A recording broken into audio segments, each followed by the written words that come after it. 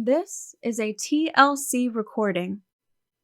The Clue by Carolyn Wells. Chapter 14.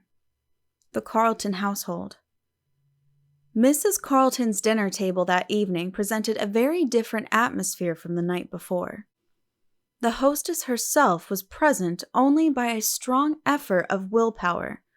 Mrs. Carlton had been greatly overcome by the shock of the dreadful news, and aside from the sadness and horror of the tragedy, she was exceedingly disappointed at what seemed to her the ruin of her son's future. The Carltons were an old and aristocratic family, though by no means possessed of great fortune. The alliance, therefore, with the wealth of the Van Norman estate and the power of the Van Norman name seemed to Mrs. Carlton the crowning glory of her son's career, and she had been devoutly thankful when the wedding day was set. Though stubbornly unwilling to believe it, she had of late been forced to notice the growing attachment between Schuyler and her own companion, Miss Burt, and had it not been for the surety of the approaching wedding, she would have dismissed the girl.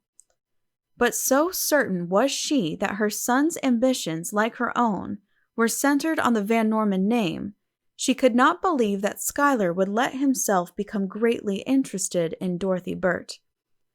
But she did not allow for that mischievous imp of romance who plays havoc with hearts without saying by your leave.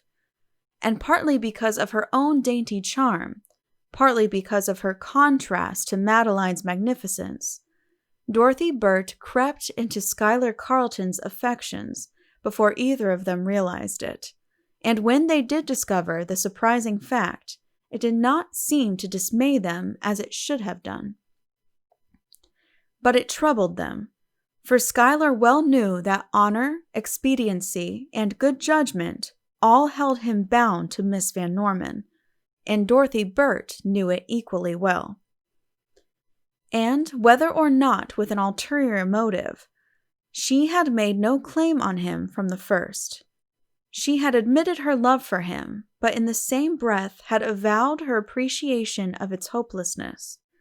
Even if he hinted at a possible transfer of his allegiance, she had hushed him at once, saying it was impossible for him to do otherwise than to be true to his troth, and that he must forget her, as she should try to forget him.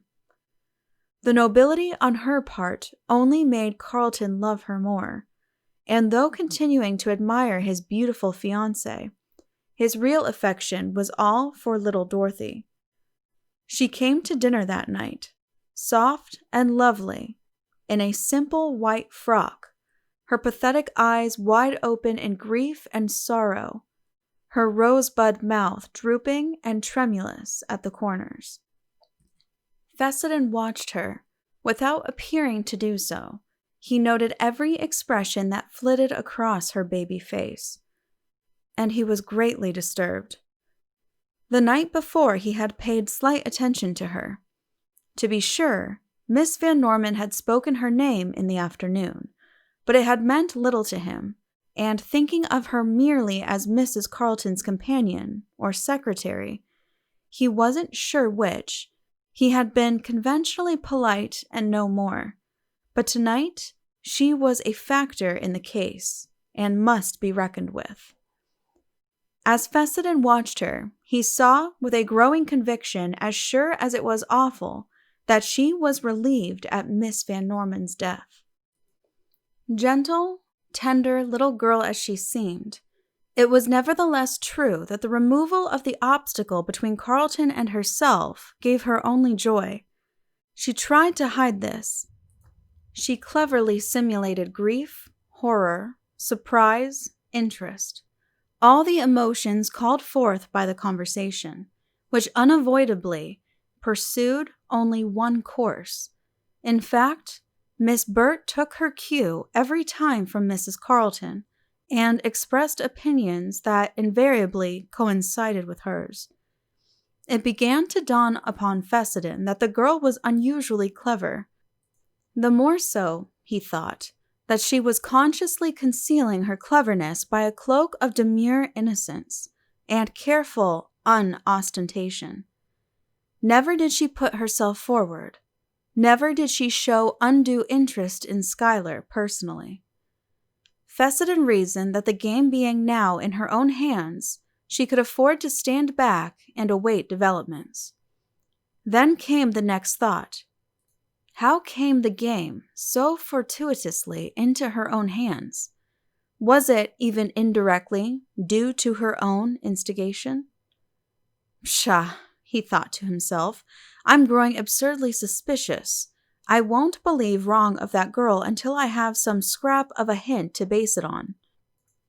And yet, he knew in his own heart if Dorothy Burt had wanted to connive in the slightest degree in the removal of her rival, she was quite capable of doing so, notwithstanding her very evident effect of pretty helplessness. When an excessively clever young woman assumes an utterly inefficient air, he thought, it must be for some undeclared purpose, and he felt an absurd thrill of satisfaction that though Kitty French was undeniably clever, she put on no ingenu arts to hide it. Then Kitty's phrase of a clinging rosebud came to his mind, and he realized its exceeding aptness to describe Dorothy Burt. Her appealing eyes and wistful curved mouth were enough to lure a man who loved her to almost any deed of daring. Even murder flashed into his brain, and he recoiled at the thought.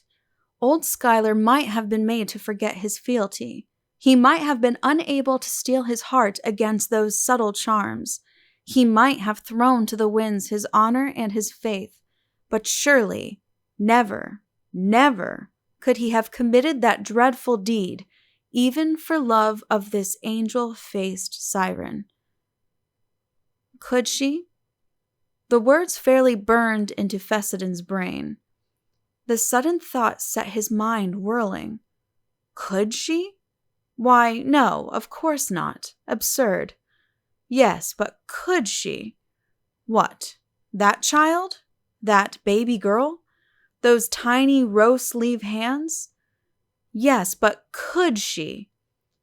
No, said Fessenden angrily, and then realized that he had spoken aloud, and his hearers were looking at him with indulgent curiosity.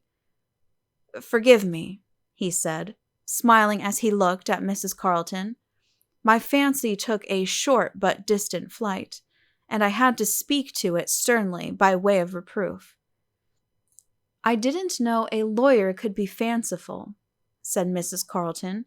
I thought that privilege was reserved for poets. Thank you for a pretty compliment to our profession, said Rob. We lawyers are too often accused of giving rein to our fancy, when we should be strapped to the saddle of slow but sure truth. But can you arrive anywhere on such a prosaic steed? Asked Miss Burt, smiling at his words. Yes, said Rob, we can arrive at facts. What prompted him to speak so curtly he didn't know, but his speech did not at all please Miss Burt. Her color flew to her cheeks, though she said nothing, and then, as Mrs. Carleton rose from the table, the two ladies smiled and withdrew, leaving Rob alone with his host. It's all right, old boy, of course, said Carleton, but did you have any reason for flouting poor little Dorothy like that? No, I didn't, said Fessenden, honestly and apologetically. I spoke without thinking, and I'm sorry for it. All right, it's nothing. Now, Rob, old fellow, you can't deceive me. I saw a curious expression in your eyes as you looked at Miss Burt tonight, and, well, there is no need of words between us, so I'll only tell you you're all wrong there. You look for hidden meanings and veiled allusions in everything that girl says, and there aren't any. She's as frank and open-natured as she can be, and forgive me, but I want you to let her alone. Fessenden was astounded. First, at Carlton's insight in discovering his thoughts, and second, at Carlton's mistaken judgment of Miss Bert's nature. But he only said, "All right, Schuyler, what you say goes. Would you rather not talk at all about the Van Norman affair?" Fessenden spoke thus casually, for he felt sure it would make it easier for Carlton than if he betrayed a deeper interest. "Oh, I don't care. You know, of course, how deeply it affects me and my whole life. I know your sympathy and good fellowship. There's not much more to say, is there?" "Why, yes, Carlton, there is. As your friend, and also in the interests of justice, I am more than anxious to discover the villain who did the horrid deed. And though the inquest people are doing all they can, I want to add my efforts to theirs, in hope of helping them, and you. Don't bother about me, Rob. I don't care if they never discover the culprit. Miss Van Norman is gone. It can't restore her to life if they do learn who killed her." Fessenden looked mystified. "That's strange talk, Schuyler. But of course you're fearfully upset. And I suppose just at first it isn't surprising that you feel that way. But surely, as man to man now, you want to find and punish the wretch that put an end to that beautiful young life." "Yes, I suppose so." Carlton spoke hesitatingly, and drew his hand across his brow in the same dazed way he did when in the witness box. "You're done up, old man, and I'm not going to bother you tonight, but I'm on the hunt if you aren't, and I'm going ahead on a few little trails, hoping they'll lead to something of more importance. By the way, what were you doing in those few minutes last night between your entering the house and entering the library?" Carlton stared at his guest. "I don't know what you mean," he said. "Yes, you do. You went in at 11:15, and you called for help at 11:30. No, it didn't take as long as that." Carlton's eyes had a faraway look, and Rob grasped his arm and shook him as he said, "Drop it, man. Drop that half-dazed way of speaking. Tell me clearly, what did you do in that short interval?" "I refuse to state," said Carlton quietly, but with a direct glance now that made Fessenden cease his insistence. "Very well," he said. "It is of no consequence. Now tell me what you were doing last evening before you went over to the house." At this, Carlton showed a disposition to be both haughty and ironical. "Am I being questioned?" he said. "And by you? Well, before I went to Miss Van Norman's, I was walking in the rose garden with Miss Bert. You saw me from your window." "I did," said Rob gravely. "Were you with Miss Bert until the time of your going over to the Van Norman house?" "No," said Carlton, with sarcastic intonation. "I said goodnight to Miss Bert about 3/4 of an hour before I started to go over to Miss Van Norman's. Do you want to know what I did during that interval?" "Yes." "I was in my own room, my den. I did what many a man does on the eve of his wedding. I burned up a few notes, perhaps a photograph or two, and one withered rosebud, a keepsake. Does this interest you?" "Not especially, but Schuyler, do drop that resentful air. I'm not quizzing you, and if you don't want to talk about the subject at all, we won't."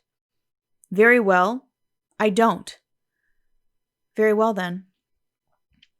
The two men rose, and as Carlton held out his hand, Rob grasped it and shook it heartily. Then they went to the drawing room and rejoined the ladies. The Van Norman affair was not mentioned again that evening. All felt a certain oppression in the atmosphere, and all tried to dispel it, but it was not easy. Uninteresting topics of conversation were tossed from one to another, but each felt relieved when at last Mrs. Carlton rose to go upstairs and the evening was at an end. Fessenden went to his room, his brain a whirlwind of conflicting thoughts. He sat down by an open window and endeavored to classify them into some sort of order. first, he was annoyed at Carlton's inexplicable attitude. Granting he was in love with Miss Burt, he had no reason to act so unconcerned about the Van Norman tragedy. And yet, Schuyler's was a peculiar nature, and doubtless all this strange behavior of his was merely the effort to hide his real sorrow. But again, if he were in love with Miss Burt, his sorrow for the loss of Madeline was for the loss of her fortune and not herself. This Fessenden refused to believe, but the more he refused to believe it, the more it came back to him.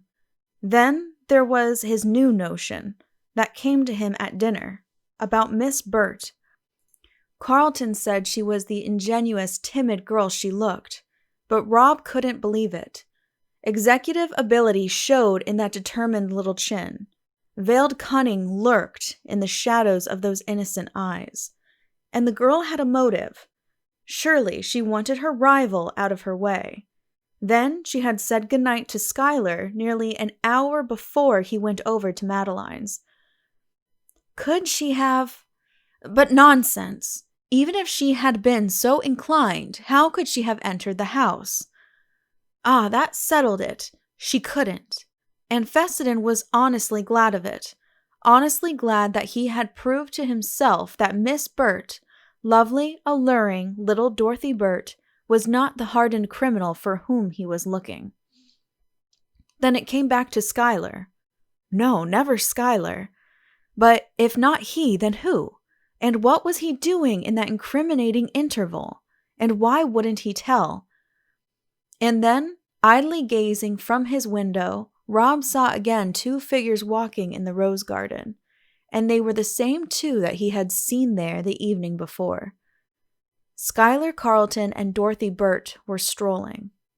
No, now they were standing close to each other in earnest conversation. Rob was no eavesdropper, and of course he couldn't hear a word they said, but somehow he found it impossible to take his eyes from those two figures. Steadily they talked, so engrossed in their conversation that they scarcely moved. Then Schuyler's arm went slowly round the girl's shoulders. Gently she drew away, and he did not then again offer a caress. Rob sat looking at them, saying frankly to himself that he was justified in doing so, since his motive effaced all considerations of puerile conventions. If that girl were really the designing young woman he took her to be, more, if she could be the author, directly or indirectly, of that awful crime, then Fessenden vowed he would save Schuyler from her fascinations at the risk of breaking their own lifelong friendship. After further rapt and earnest conversation, Carlton took Miss Burt gently in his arms and kissed her lightly on the forehead.